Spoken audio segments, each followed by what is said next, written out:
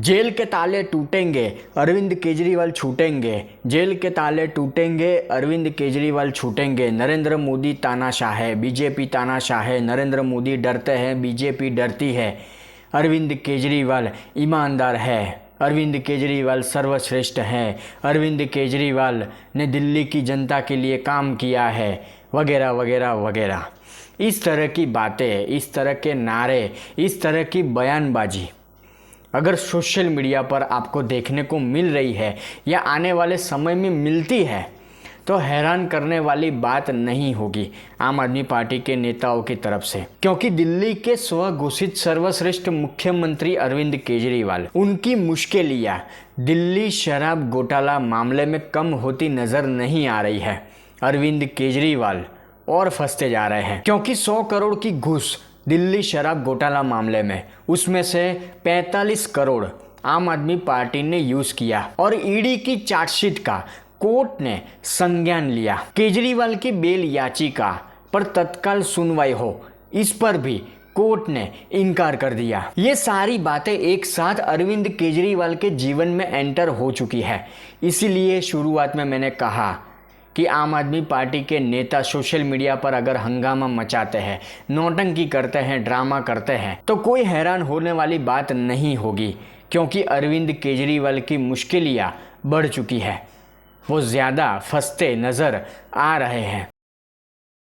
अब 10 जुलाई 2024 की ही बात है जब दिल्ली हाईकोर्ट ने अरविंद केजरीवाल की बेल सुनवाई तत्काल प्रभाव से की जाए, उस पर मना कर दिया। वहीं इसी मामले में राव एवेन्यू कोर्ट में ईडी के द्वारा जो चार्जशीट दाखिल की गई है, उस पर कोर्ट ने संज्ञान लिया है। इंडिया टुडे की रिपोर्ट की माने तो ईडी की चार्जशीट में यह बताया गया है, ईडी की चार्जशीट में यह कहा गया है कि डायरेक्ट 100 करोड़ की रिश्वत दिल्ली शराब घोटाला मामले में ली गई है, जिसमें से सीधा सीधा 45 करोड़ आम आदमी पार्टी ने खर्च किया है। ये 45 करोड़ हवाला के जरिए गोवा ट्रांसफ़र किए गए और फिर गोवा में जब चुनाव थे विधानसभा के, उसमें खर्च किए गए। ईडी की चार्जशीट के अनुसार अरविंद केजरीवाल के नेतृत्व वाली आम आदमी पार्टी ने 45 करोड़ रुपया खर्च किया गोवा चुनाव में।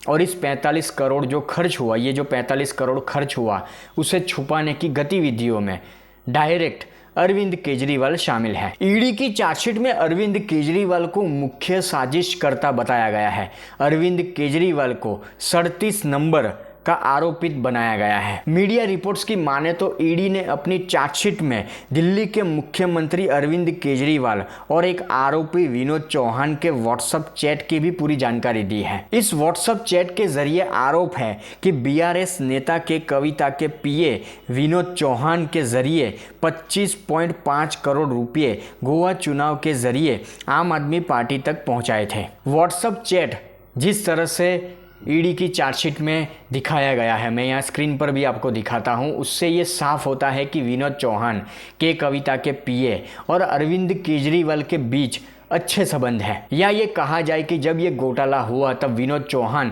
और अरविंद केजरीवाल के बीच अच्छे संबंध थे। ईडी की चार्जशीट में तो ये भी बताया गया है कि आरोपित विनोद चौहान के मोबाइल से हवाला नोट नंबर के काफ़ी स्क्रीनशॉट बरामद हुए हैं। ये स्क्रीनशॉट दिखाते हैं कि विनोद चौहान क्राइम यानी अपराध से अर्जी आय को दिल्ली से गोवा हवाला के ज़रिए ट्रांसफ़र कर रहा था, मतलब 45 करोड़ हवाला के ज़रिए ट्रांसफ़र किए गए। वहीं उन पैसों का मैनेजमेंट जो हवाला के ज़रिए गोवा भेजा गया, उसका मैनेजमेंट चरणप्रीत सिंह नामक व्यक्ति कर रहा था, उसको मैनेज कर रहा था। ईडी ने चार्जशीट में उसका बयान भी लिया है। ईडी ने इस मामले में, दिल्ली शराब घोटाला मामले में फिर एक बार विजय नायर की बात की है। विजय नायर वही व्यक्ति है जो दिल्ली शराब घोटाला मामले में अरविंद केजरीवाल के इशारों पर काम करता था। और विजय नायर का नाम जब इस मामले में आया, दिल्ली शराब घोटाला मामले में, तब उसने क्लियर ये बता दिया था, ये कह दिया था कि इस पूरे खेल को अरविंद केजरीवाल द्वारा ही चलाया जा रहा है।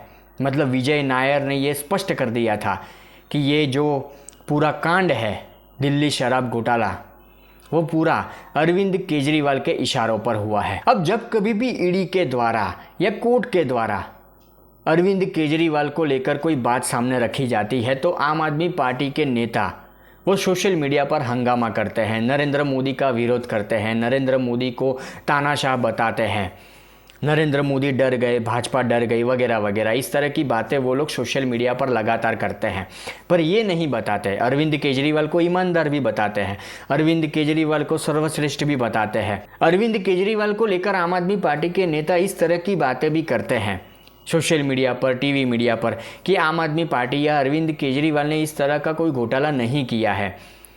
पर जब सबूत की बात आती है तो आम आदमी पार्टी के नेताओं के पास या अरविंद केजरीवाल के पास सबूत नहीं होता। अगर आपको आरोपों से मुक्त होना है, आपको बेगुनाह खुद को साबित करना है, तो आपके पास सबूत होना चाहिए।